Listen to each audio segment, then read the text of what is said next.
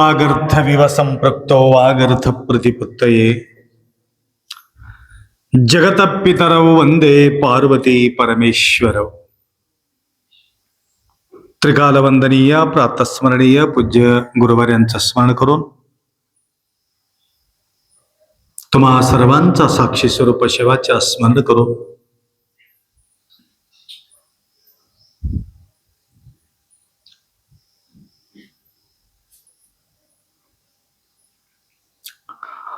तीन प्रकारच्या अवस्था आपल्या जीवनामध्ये प्राप्त होत असते आणि आपला आपण विचार करायचा ते कोणत्या स्टेजवर आम्ही आहे आपल्या लक्षात येणार आहे. आम्ही पहिला नंबर मध्ये आहे, काही दुसरा नंबर मध्ये आहे, तिसरा नंबर मध्ये आहे, आपल्या लक्षात येणार आहे. ज्या प्रकारे विद्यार्थीला परीक्षा दिल्यानंतर त्या विद्यार्थीला माहिती असतं मी किती नंबर घेणार आहे कॉन्फिडेन्स के साथ. त्यावेळी त्याला संशय आल्यानंतर रिचक करण्याकरता सुद्धा मागीपुढी ते होणार नाही. रिचक करायला लावतात. कोण? ज्याला कॉन्फिडन्स आहे मी या प्रकारे लिहिलेले आहे, कुठल्या प्रकारच्या चूक घडलेले नाहीये, मला 10 नंबर अतिरिक्त पाहिजे होतं, परंतु चेकिंग करणारा व्यक्ती करेक्ट चेकअप केला नाही, म्हणून तो काय करतो, रिचेक करण्यासाठी सांगून टाकतो. त्याप्रमाणे आपल्या कार्यामध्ये आम्ही किती टक्केवारी आम्ही पास झालेले आहोत आमच्या क्रियामध्ये, तो आपला आपला कळणार आहे.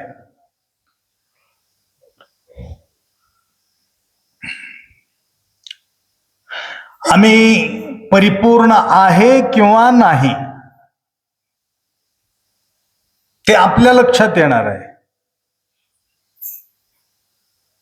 म्हणून 3 प्रकारच्या अवस्था आम्ही पाहतो. एक आहे सात्विक गुण, दुसरा आहे राजस गुण, तिसरा आहे तामस गुण. आपल्याजवळ तामस वृत्ती जास्त आहे किंवा राजस वृत्ती जास्त आहे किंवा सात्विक वृत्ती जास्त आहे. लक्षात आलं की नाही तुम्हाला? सात्विक वृत्ती, राजस वृत्ती आणि तामस वृत्ती.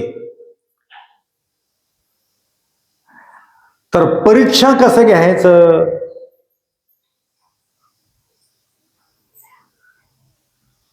परीक्षा थर्मामीटर तर नाही आपल्याजवळ, हे एवढा गुण आहे टेस्ट करावं.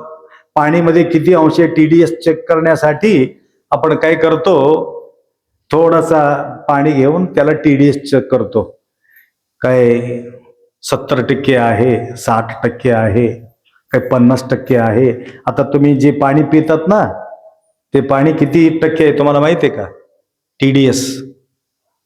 हे बिस्लेरी वॉटर जे बॉटल ते 35% आहे. जे प्रमाण कमी होत जातो तेवढा गोडी वाढत जाते. एकदम भारी गोड पाणी असेल तर समजून घ्यायचं त्याच्यामध्ये ताकद नाही. लक्षात आलं का? म्हणून 70-75% TDS असणं जरुरी आहे. ज्यावेळी तुम्ही घरात फिल्टर बसविलेले असतात ना, जास्त गोड करू नये त्याला. 70% पेक्षा खाली येऊ नये.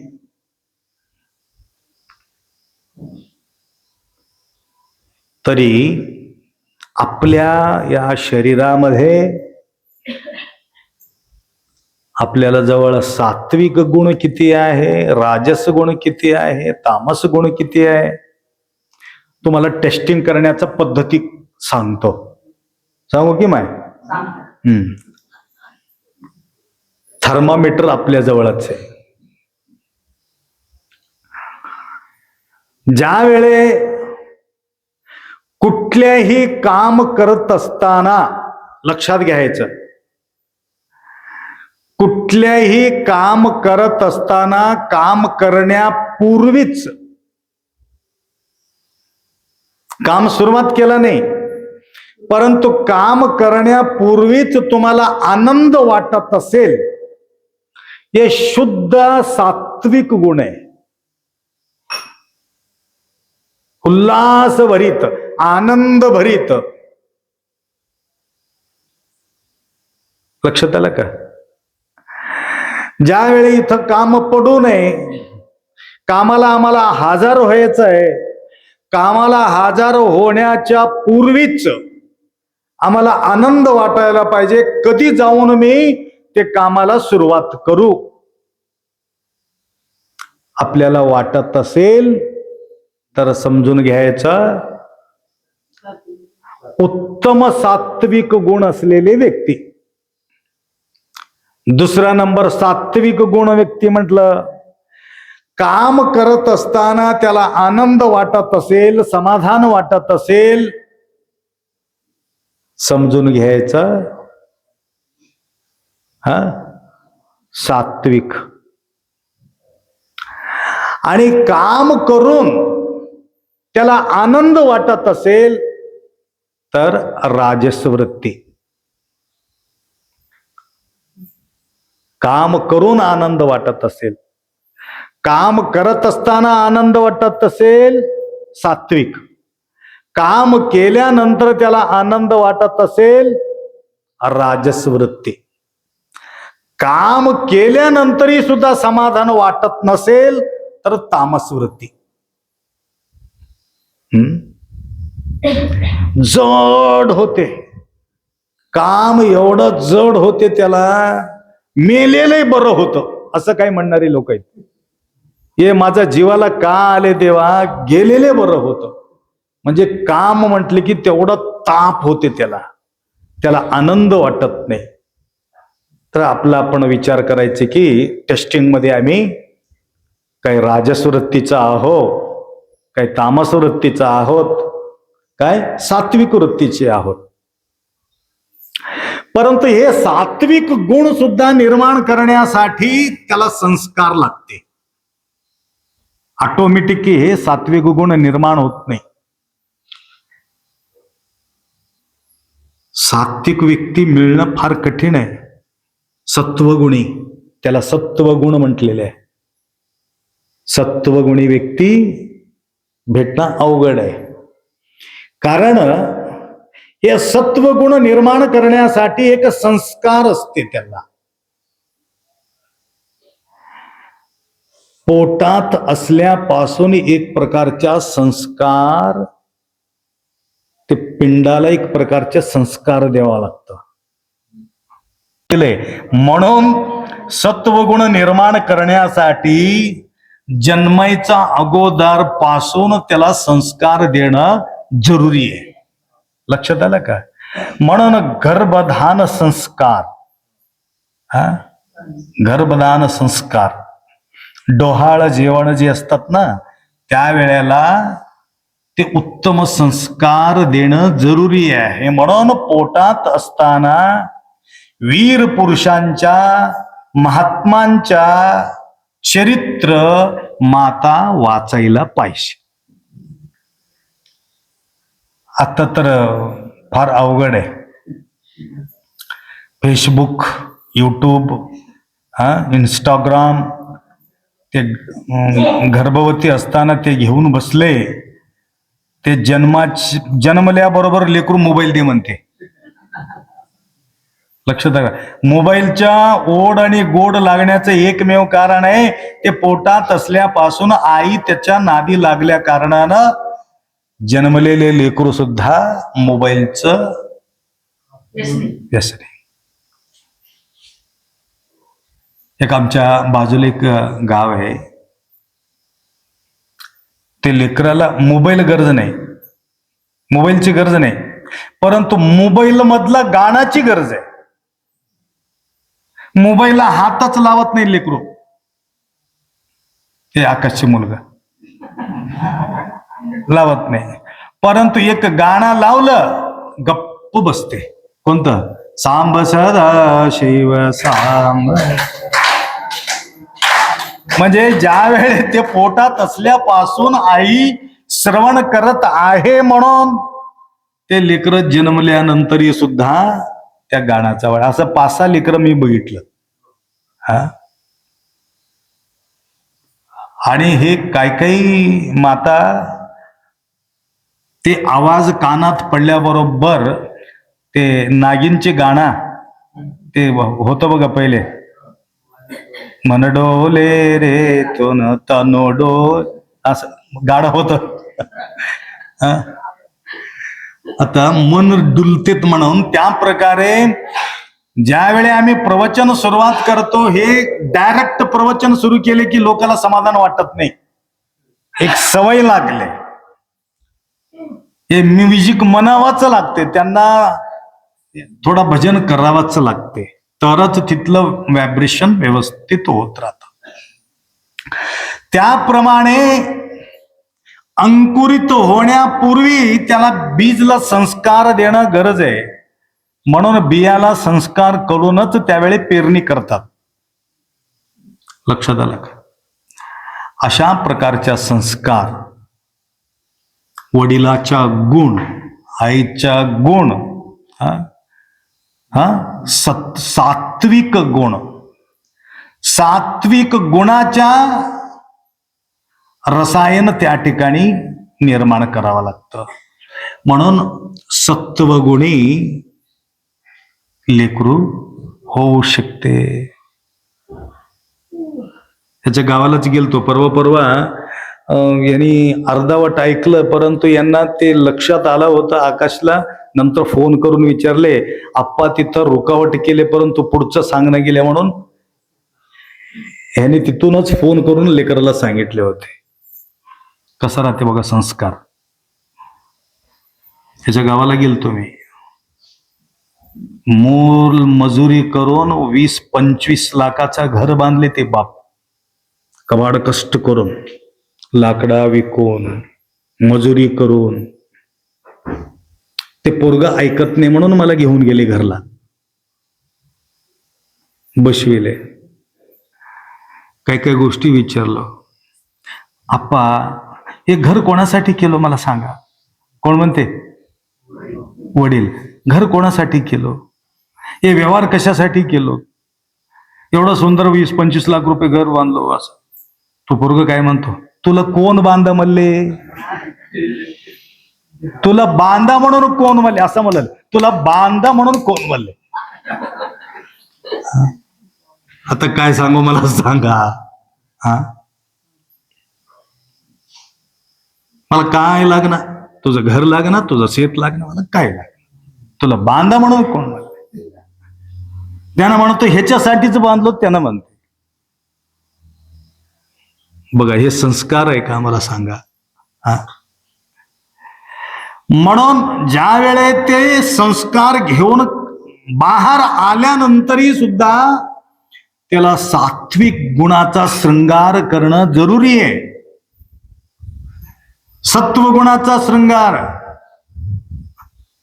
गुणवे शृंगार, नीರಿಗೆ नैदिले शृंगार, गगन के चंद्रमने शृंगार, ನಾರಿಗೆ ಗುಣವೇ ಶೃಂಗಾರ, ಕೂಡಲ ಸಂಗನ ಶರಣರ ನೊಸಲಿಗೆ ವಿಭೂತಿಯೇ ಶೃಂಗಾರ, ಗುಣವೇ ಶೃಂಗಾರ. दागदागिनेचा शृंगार भारी की गुणाचा शृंगार भारी? गुणाचा शृंगार. ರೂಪಿದ್ದು ಫಲವೇನು ಗುಣವಿಲ್ಲದ ನಕ್ಕರ. भरपूर भी रूपवान है, अट्टा कट्टा है, मजबूत है, रूपवान है. कन्या वरयते रूपम. त्याचा मागे पुढी विचार न करता त्याचं रूप रंग बघून यस म्हटली पोरगी. पहाटे एक भेटला होता, 4 वाजता गाडी थांबेला होता तिथं. गुरुजी गुरुजी ठहरो ठहरो बोले. मी थांबलो, थोडं दर्शन घ्यायचंय म्हटलं. दर्शन बी घेतलं. गप्प म्हणून वाशिवले. अठ्ठाकट्टा मजबूत आहे, बघायला छान आहे, कुठल्या प्रकार उणीव नाही, भारीचा गाडी आहे. गाडीतून उतरले, परंतु वास येऊ लागले. लक्षात आलं का? रसायनाचा वास येऊ लागला.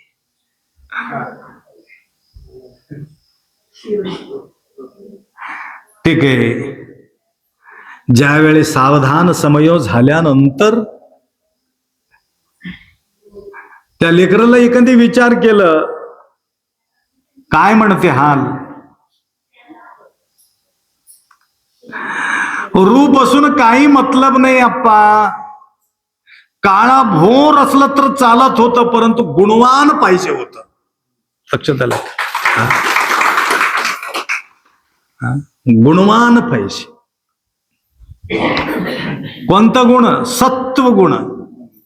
अवगुण बी राहते, दुर्गुण बी राहते, सद्गुण बी राहतात. लक्षात आलं? परंतु त्यांच्या शृंगार कोणती आहे?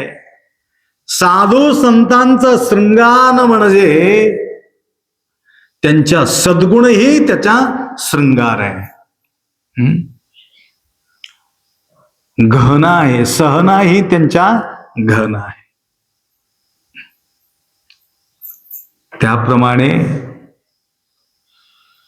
या प्रकारे संस्कार ज्यावेळे परंपरागत, म्हणून मन्मथ माऊली काय म्हटले माहितीये का? सप्तकुळाच्या पाठीमागे जाऊन त्यांच्या विचार करत, यांच्या आजोबा कोणतं होतं, आजोबाचा आजोबा कोण होते, आजोबाचा आजोबा कोण होते, त्यांच्या परंपरा कसं होती, त्यांची आई कोण होते, त्यांच्या बाप कोण होतं,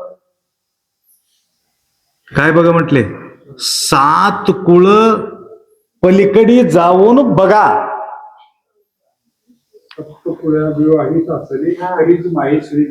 बरं, तरी माहेश्वरी नाही बघा. सप्तकुळ फक्त वडील आई बघितलं तर जमत नाही माने. त्या आईचं खानदान कसं आहे आणि बापाचं खानदान कसं आहे, आणि तसं बघत बघत बघत ते संस्कार युक्त आलेले आहे. पूज्यवान लोक होते, कसं होते ते बघून नंतर माहेश्वरी दीक्षाला अर्हता आहे. नंतर पट्टाधिकार त्याला करता येते. म्हणून असले तसलेला आणून अधिकार केल्यानंतर अवघड घडू लागले आजकाल.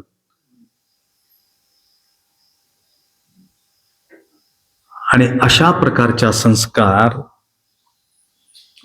प्रथम एक हरिदेवी म्हणणारी एक योगिनी झालेले आहेत. हरिदेवी योगिनी म्हणजे एक चांगलं संस्कारयुक्त असलेले विवाहिते, गृहस्थ जीवन जगलेले माता हरिदेवी. आणि त्यांच्या आईचं नाव शिवदेवी. हरिदेवी, शिवदेवी, हरदेवी.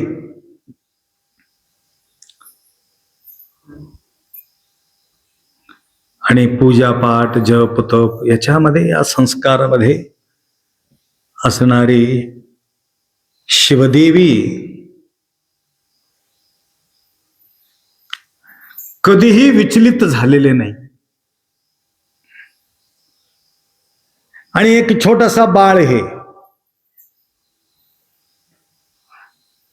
त्या लेकराला सोबत घेऊनच सगळं पूजा पाठ जप तप करायचं, निरंतर अखंडपणे गुणगान करत राहायचं.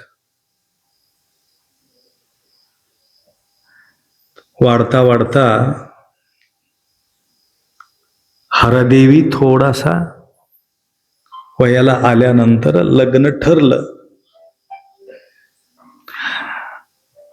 लेकराला आपण काय द्यायला पाहिजे, आपण थोडासा विचार करावा. आपल्या संतानाला काय द्यायला पाहिजे.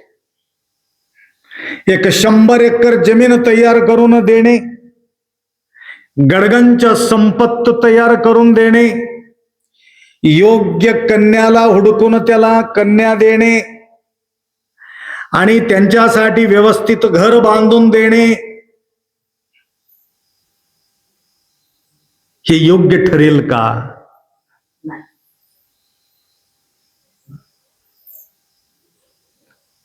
तर हे कुठल्याही लौकिक जीवनातले व्यवहार देणं न देणं तुमच्या मर्जी आहे, परंतु त्याच्या अतिरिक्त लेकराचं सर्व व्यवस्था करा. प्रथम व्यवस्था असा करायला पाहिजे, त्याला शिवभक्तीपासून वंचित करायला नको आहे. लक्षात आलं का? त्यांना पहिला प्रथमतः शिक्षण त्यांना हे शिकायला पाहिजे की उठल्याबरोबर शिवपाठ, पूजा पाठ, शिवभक्तीपासून त्यांनी वंचित होता कामा नये. प्रथम संस्कार त्यांना ते देणे. मोठा गाठोडा म्हटलं तर ते आहे. लक्षात आलं का? सर्व देऊन सुद्धा तुम्ही हे संस्कार तुम्ही देत नसाल तर तुम्हाला एक दिवस पश्चाताप होईल. फक्त पैसा पैसा, व्यवहार व्यवहार, तर तुमच्या देखभाल करतात न करतात काही सांगता येत नाही ते लेकरं. लक्षात आलं का? वृद्धाश्रम आहे. बरं, वृद्धाश्रम ठेवले तर बरं. अजून फक्त मातीला सुद्धा येणं गेलेत लेकरं. आईबापाचा मातीला सुद्धा येणं गेलेत. कारण फक्त त्यांना लेकराला काय शिकविले? फक्त नोकरी पैसा, नोकरी पैसा. आईचं प्रेम काय आहे, वडिलाचं प्रेम काय आहे, त्याला काहीच पत्ता. फार अवघड आहे. जगणं अवघड झाले आजकाल. हा, तिथून हा ऑनलाईन मोबाईल मध्ये माती, मोबाईल धरायचा माती घालायचं असं. हा, ऑनलाईन मध्ये माती बोलाले म्हणे, माताजी बोलाले. अच्छा, पेपर मध्ये बी आले, युट्यूब मध्ये बी आले, फेसबुक मध्ये बी आले. प्रत्यक्ष तुम्हाला घडू लागले तरी सुद्धा त्याला परमरशी वाचा म्हणून आम्ही म्हणणं गेलोत लेकराला. हा, शिवपाठ करा म्हणून म्हणत नाही. हे लिंग पूजा कर रे एक 5 मिनिट म्हणून त्याला आम्ही सांगत नाही. पहिला पैसा जपून ठेव, ते जपून ठेव, ते कपडा जपून ठेव, ते सोनं जपून ठेव, परमरस्य जपून ठेव असं म्हणलं का? शिवपाठ जपून ठेव रे, कुठंतरी पडून जाईल. अरे पैसा पडून जाईल, कुठंतरी सांभाळून ठेव. हा, बघा, विचार करायचा गोष्ट आहे. तर हरदेविकाला एवढा संस्कार ते दिली आई शिवदेवी. लग्नाला व्यवस्था केले त्यांच्या. ज्या दिवशी लग्न झाला त्या दिवशीच तू बिमार पडली आई. त्यांना पाठवून द्यायचं होतं लेकराला. पाठविताना छोटासा शिवाचा पूजा म्हणजे लिंग, निरंतर त्या शिवाचा आराधन करत राहते.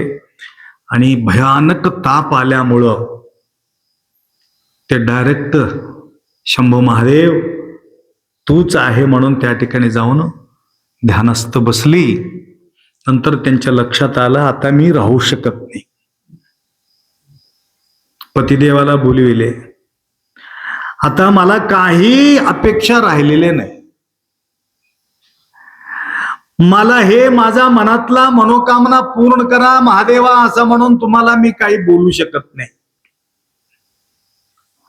आणि तुझ्या स्थानामध्ये मला जागा द्या म्हणून सुद्धा मी म्हणू शकत नाही. संपूर्ण समर्पण भावनानं या ठिकाणी तुझ्या जवळ शरण आलो. ना नवऱ्याचा विचार आहे ना लेकराचा विचार आहे, मी काही करू शकत नाही, तू जवळ घे असं म्हणून ते प्रार्थना करत होती.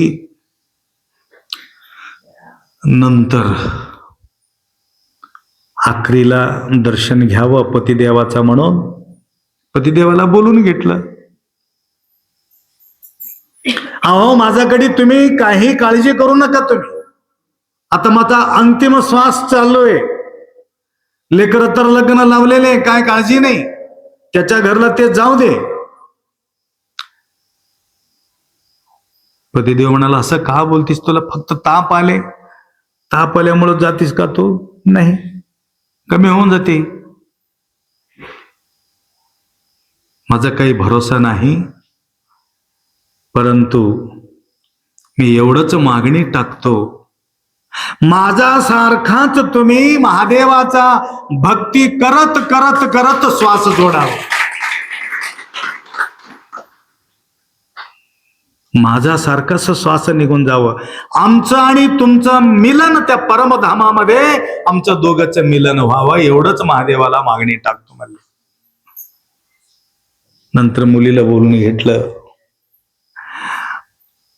माझा जे भक्तीचा प्रतीक आहे, हे महादेवाचा जे मूर्ती आहे, आणि हे मूर्ती तू स्वीकार कर. माझा सारखंच तू महादेवाचा भक्ती कर माय, असं म्हणून ते सांगत होती. ते देवाऱ्यावर असलेले जे महादेव पिंडी आधार उचलून या मुलीचा हरदेवीचा वटीमध्ये येऊन बसले महादेव. भक्तीचं प्रदान. आई तू काळजी करू नको. आई उपदेश देते काय म्हणून, तुला अनंत परीक्षा येते बाळा, त्या परीक्षेमध्ये तू पास व्हायलाच पाहिजे. तुझा शुद्ध सात्विक गुण बिलकुल वंचित होता कामा नये. कंटिन्यू मध्ये तुमचं सात्विक गुणाचा झलक दिसायला पाहिजे, असं म्हणून उपदेश देते. देवन श्वास सोडून देते. परंतु लेकरू रडलेले नाही. माझा आई महादेवाच्या सानिध्यात गेली. मरणवे महानवमी, मरणवे महानवमी. कन्नडमध्ये संत म्हणतात मरणवे महानवमी. आपण काय म्हणतो? श्वास सोडल्यावर काय म्हणतो? शिवाधीन झालं म्हणतो, शिवैक्य झाला म्हणतो. शिवाधीन झाल्यानंतर दुःख कशाला? पराधीन तर झाला नाही, शिवाधीन झालेले आहे. दुसरं कोणाचं तर अधीन झालं का? यमराजाचा अधीन झाला का? दुष्टाचा अधीन झाला का? कोणाचा अधीन झाले? शिवाधीन झालेत. शिवाचा अधीनत गेलं. शिवाधीन झाल्यानंतर मी कशाला दुःखी होऊ? आणि शिव ज्यावेळे मला प्रसन्नता पूर्वक माझ्या वटीमध्ये येऊन बसले, माझा आई परमधामाला पोहोचलेले आहे, मुक्तिधामाला गेलेले आहे, असा विचार करून लेकरू नांदायला गेली. परंतु त्या ठिकाणी मोठा परीक्षा. सर्व चांगलं होतं, परंतु सासूबाई लई खतरनाक होती. जास्त केलं तरी बी मुश्किल आहे, कमी केलं तरी बी मुश्किल आहे. 2 रोटी जास्त झालं तर आमचं बर्बाद करण्यासाठी आमच्या घरला तू आलीस, आणि 1 रोटी कमी पडलं तर आम्ही काही भिकारी नाही कमी करण्यासाठी.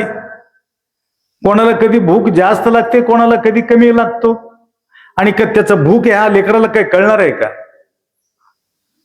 आणि पहाटे उठून काम केलं तर काय तुला भूत शिरले का म्हणायचं, आणि उशिरानं उठलं तर आमचं घर बुडून टाकतीस म्हणायचं.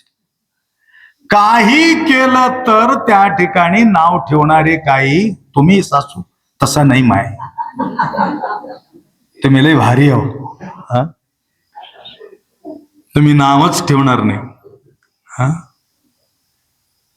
आणि त्या लेकराला कधी ताप होते म्हटलं तर कामाबद्दल शिवे दिलं तर ताप होत नाही. तुझा आई तसली, तुझा बाप तसला, तुझा भाऊ तसला, असं म्हटले की त्याला भयानक ताप चढते. त्याला कोणाला? सुनाला.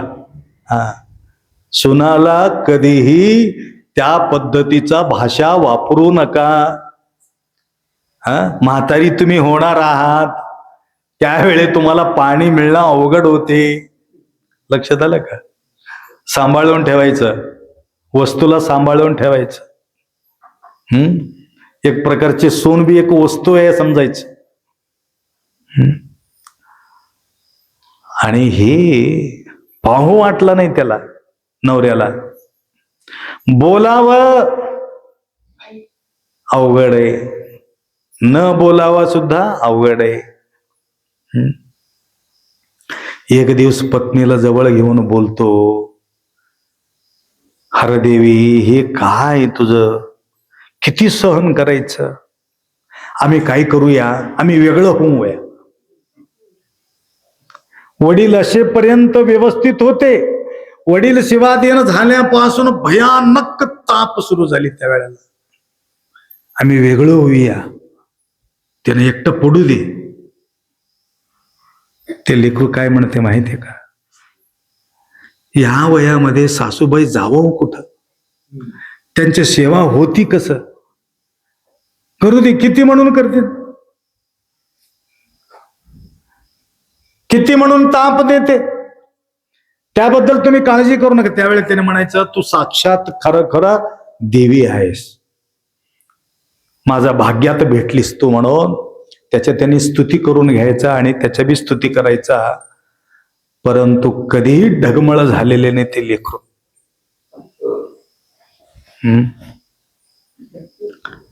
एक दिवस भयानक त्रास देत होती, तरी सुद्धा ढगमळ झाला नाही. खुशी खुशीनं सर्व काम करायचं. ह्याला म्हणतात सात्विक गुणाचा शृंगार करणारे लेकर. खुशी होऊन कार्य करणे. म्हणून सत्वगुणाबद्दल बोलत होतो तुम्हाला. ते झलकत होतं. काही व्यक्तींना ते गुण ओतप्रोत भरलेले असतात. तुम्ही कितीही ताप द्या, ते ताप ताप म्हणत नाही. दयानंद सरस्वतीला एक माणूस भयानक शिवा देत होते. दररोज उठल्याबरोबर त्याला शिवे देणंच काम आहे त्याचे. महिना 2 महिना किती म्हणून भयानक घाण घाण शब्द वापरत होते. एक दिवस एक टोपलं भरून फळं आणून त्यांच्या घरात ठेवले दयानंद सरस्वती. इकडे कशाला आलात म्हटले. नाही, आतापर्यंत इतकं दिवस तुम्ही मला दिलात, परंतु माझ्याजवळ तुम्हाला काय देवा आतापर्यंत काही नव्हतं, परंतु आज एक भक्त एक टोपलं भरून फळं आणून दिले, म्हणून हे फळं तुम्हाला द्यावं म्हणून मी आणून दिलो म्हणले. अरे मी तर शिवे दिलं. बरोबर आहे हो, तुमच्या जवळ शिवे होते म्हणून तुम्ही शिवे दिल्या. माझं जवळ फळ आहे म्हणून तुम्हाला फळ देऊ लागलो. ह्याच्यामध्ये काय म्हटलं बघा.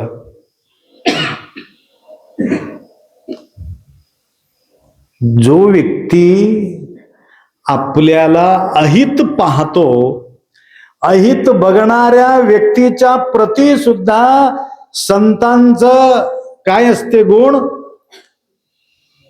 त्यांचे कल्याण व्हावा अशा प्रकारचे विचार.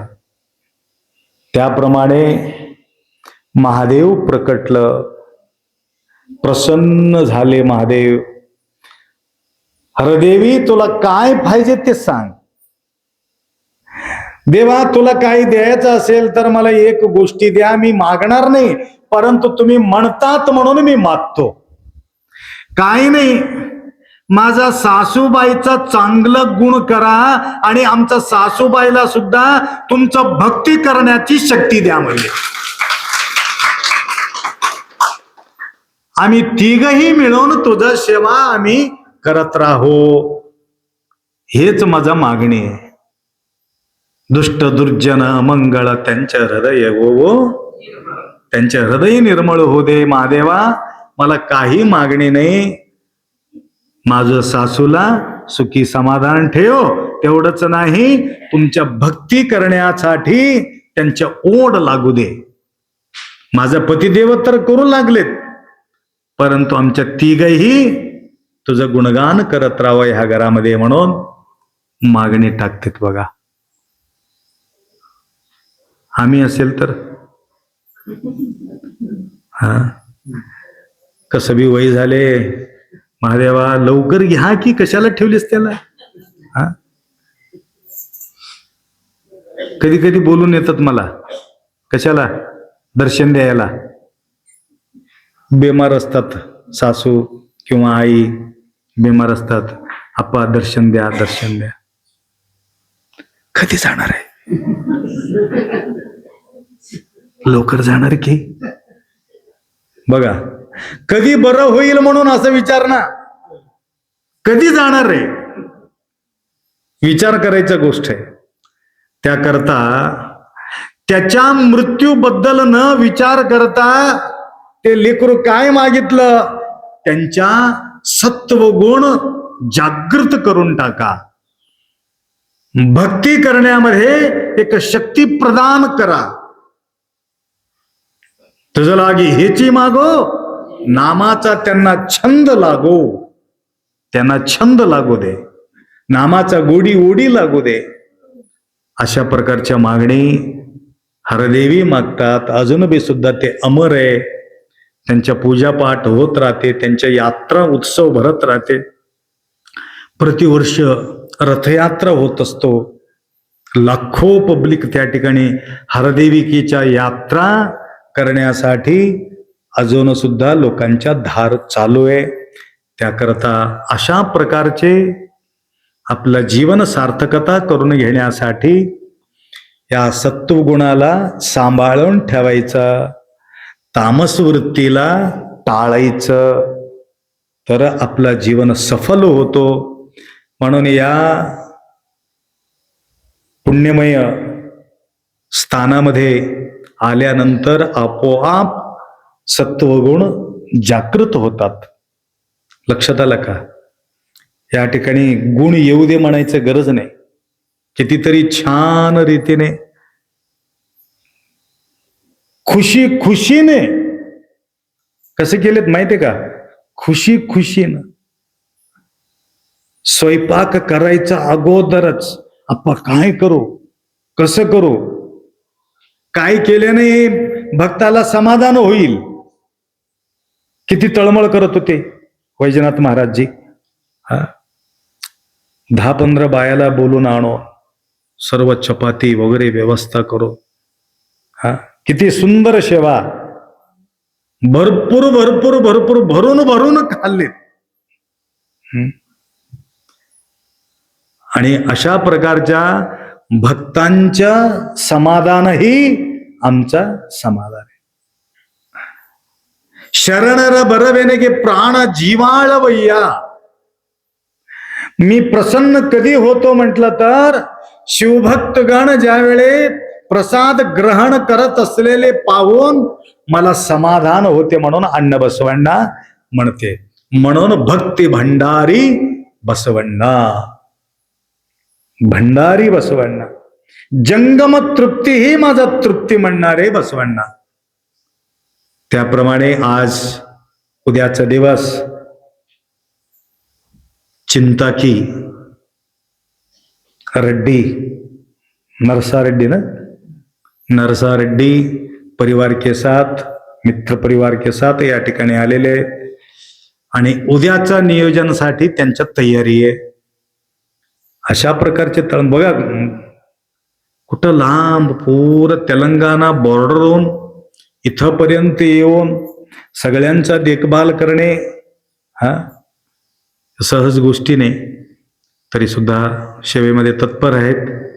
तर माऊलीचा कृपा आशीर्वाद त्यांना लाभो. तर आज सुद्धा अनेक भाविक सेवा करून ते कृतार्थ झालेले आहे. आणि अशा प्रकारच्या नितांत सेवेची संधी तुम्हा वेळोवेळी प्राप्ती हो, एवढा अपेक्षा व्यक्त करून 2 शब्द या ठिकाणी विराम करो. सांब जय नम पार्वती हर हर हर हर